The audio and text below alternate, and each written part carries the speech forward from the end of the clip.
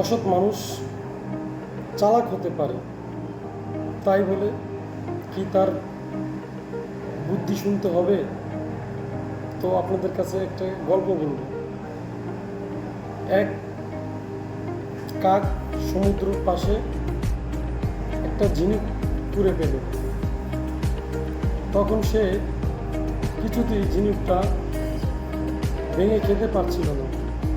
সেই মুহূর্তে এক দুষ্ট কাক এসে তাকে বুদ্ধি দিল যে তুমি ঝিনুকটা খুব সহজেই খেতে পারবে, সেজন্য তোমাকে আমার কথাটা শুনতে হবে। তুমি এই ঝিনুকটি মুখে নিয়ে দূর আকাশে উড়ে যাবে, তারপর শক্ত একটা পাথরের গায়ে ছুঁড়ে ফেললে তুমি সহজেই এই ঝিনুকটি খেতে পারবে। তো আপনার চারপাশে অসৎ কিছু মানুষ আছে, তাদের বুদ্ধি শুনবেন কি শুনবেন না সেটা আপনার ব্যক্তিগত একান্তই। বাট